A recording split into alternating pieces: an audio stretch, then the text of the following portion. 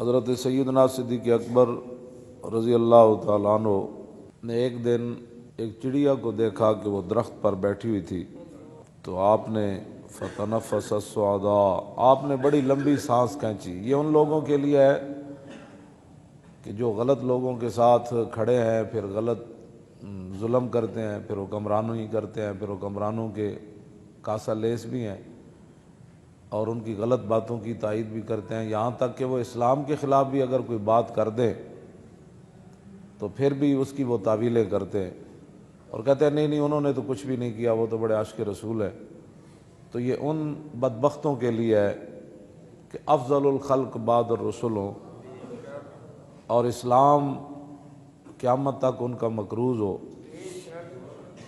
اور ان کی غار والی ایک نیکی جو حضور کی ناموس کے لیے انہوں نے کی، اور دن والی ایک نیکی جو مرتدین اور ختم نبوت کے منکرین کے خلاف جو آپ نے لشکر بھیجا، تو حضرت فاروق اعظم رضی اللہ تعالیٰ عنہ فرمایا کرتے تھے کہ صدیق دن والی نیکی دے دے، رات والی نیکی دے دے تو عمر کی ساری نیکیاں لے لے۔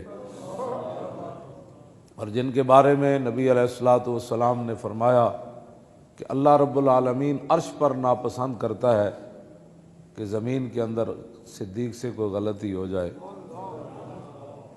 اور صحابہ اکرام فرماتے ہیں کہ جیسے نبی علیہ الصلوۃ والسلام جب ظاہری دنیا سے تشریف لے گئے نا، تو اس وقت مدینہ پاک میں جو گہرام مچا، تو جب سیدنا صدیق اکبر دنیا سے تشریف لے گئے تو مدینہ منورہ میں اسی طرح کا گہرام مچا۔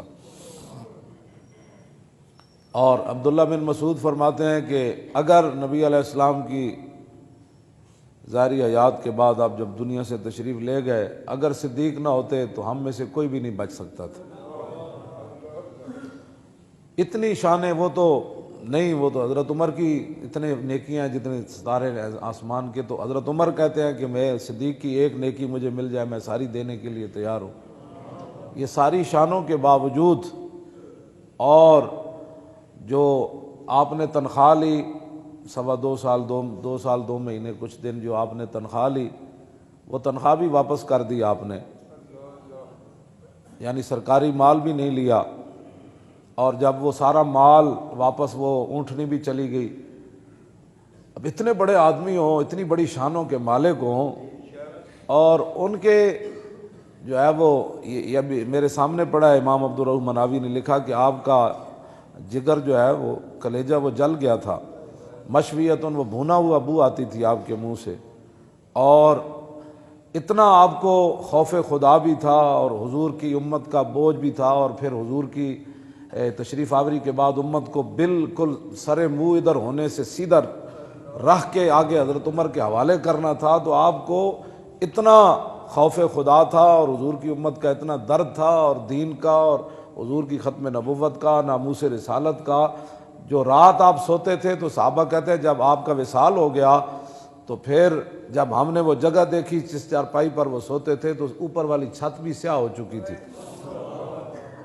اتنے آپ درد سے سانس لیتے تھے رات کے وقت کہ میں نے حضور کی امت کو کس راستے پر جو ہے وہ کیسے چلا کر حق پر توڑ لے جانا ہے، اور منکرین ختم نبوت کا کیسے کلا کما کرنا ہے، اور مرتدین کو کیسے راہ راست پر لانا ہے، مانعین زکوٰۃ کو کیسے سیدھا کرنا ہے۔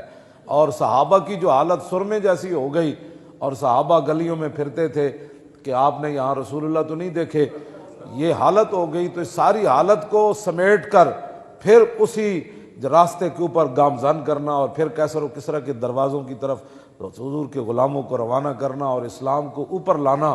اور یہ جن لوگوں کے یعنی رات یہ صورتحال ہے، اور دن کے وقت جو ہے وہ جو کھانا ہے وہ مدینہ منورہ کے ایک عام صحابی، جو عام صحابہ عام تو نہیں ہے، مراد یہ ہے کہ کھانے پینے کے لحاظ سے ان کا جو ذرائع آمدن تھے اتنی تنخواہ لینی، اور پھر اپنی بیوی کو کہنا کہ بھائی آج مجھے ایک میٹھے کا دل کر رہا ہے ایک دن، تو انہوں نے کہا کہ اتنے پیسے تو نہیں ہمیں ملتے تنخواہ سے کہ جس سے آپ کے لیے میٹھا بھی پکایا جائے۔ سنتے ہیں آپ، یہ اسلام ہے۔ جن کے وزیر اعظم اس کا ایک دن کا خرچہ 50 لاکھ ہو، یہ وہاں سونے کے کشتے کھاتے ہیں۔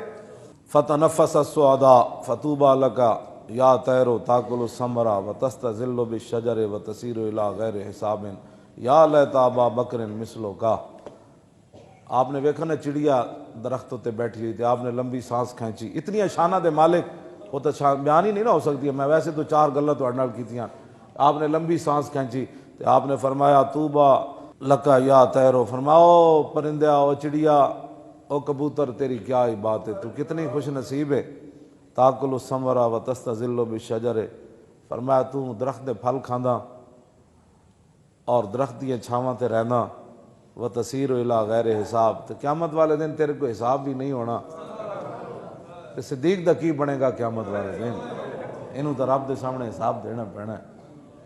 تے آپ لمبی سانس کھینچی جس طرح بندہ, دسو اتنی شانہ دے مالک ہومن تے خوف خدا اتنا ہوئے تے پورے ملک نو لٹن والے, مسیتاں تو سپیکر لان والے, ممتاز نو پھٹے لان والے, ختم نبوت تے حملہ کرن والے, مندراں تے گھنٹے کھڑکان والے, اور تھر دے بچیاں نو دوائیاں نہ دین والے, تے ملک لٹن والے.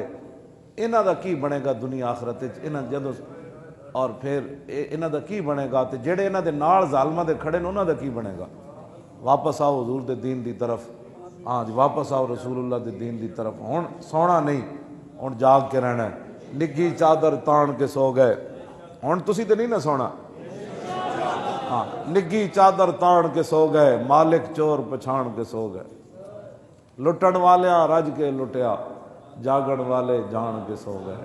ہن نہیں سونا, حضور دا دین لیاؤ. کیوں جی؟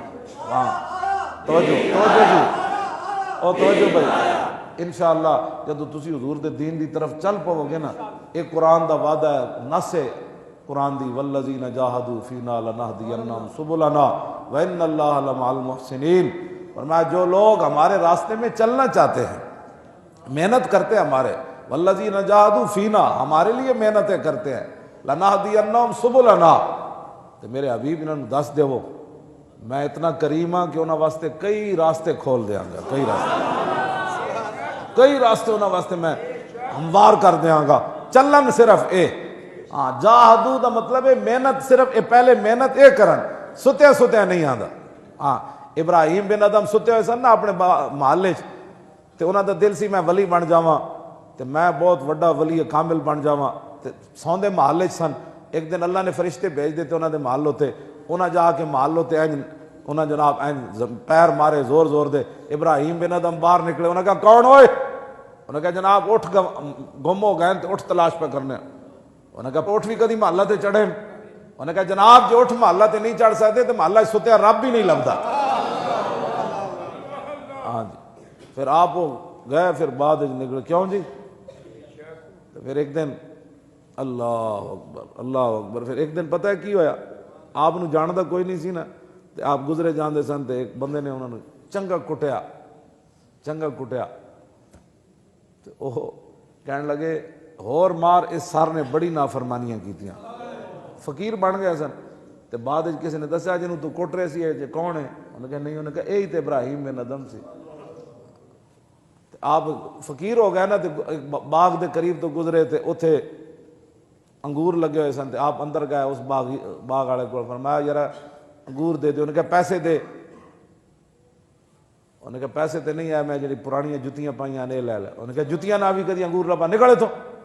جب باہر نکلے تو اس نے کسی نے دسیا وہ ابراہیم بن ادم ہے. وہ پھر نسیا پچھو انگور دا ٹوکرا لے کے, حضور قبول کرو.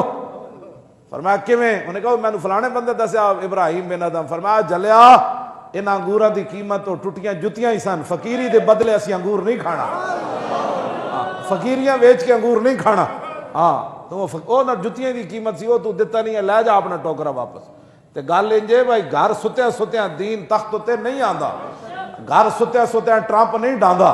ہاں گھر ستیا بدر فتح نہیں ہوندا. ہاں صحابہ مدینہ منورہ ہی اتنے بیٹھے رہندے تسبیحاں پکڑ کے نا, تو پھر کیسر و کسرا دے دروازے کنے کھڑکانے سن. تسی اپنے گھراں تو نکلو باہر, دین واسطے کرو محنت. ہاں ستیا دین مصطفیٰ تختوں تے نہیں آنا. ہر بندہ کہے میں لے آنا ہے, میں اپنی زندگی بدلنی. تے جدو تسی ارادہ کرو گے نا بدلنی, تے اے نہیں کہ اللہ اسلام تو انو مطلب خراب کر دے گا. جدو حضور ایک دن عثمان ابن ابی طلحہ کو چابی منگی نا کعبے دی, فتح مکہ تو پہلے اجے مسلمان نہیں ہوئے, تیرا چابی نہ دیتی. تے حضور نے فرمایا عثمان اے چابی ایک دن میرے ہاتھ چ ہونی. انہاں کہا اس دن قریش ذلیل ہو جان گے؟ حضور نے فرمایا نہیں، اس دن قریشیاں اور عزت لب جائے گی. ہاں ذلیل اسلام نہیں کرتا. چابی لے کے تے حضور نے چابی پھر دے دیتی. ہاں عثمان ابن ابی طلحہ نے چابی حضور نے نہیں سی دیتی، لیکن حضور نے فرمایا چابی ساڑھے ہاتھ چونی. جب فتح مکہ ہویا نا تو حضور نے فرمایا لیا چابی. انہوں نے کہا جو تے ماں کولے، فرمایا لیا ماں کول چابی. جب ماں کول گئے تے ماں بڑی اچھلی، انہوں نے کہا نہیں دینی. انہوں نے کہا ماں باہر ویکھتے صحیح حضور آ گئے. ہاں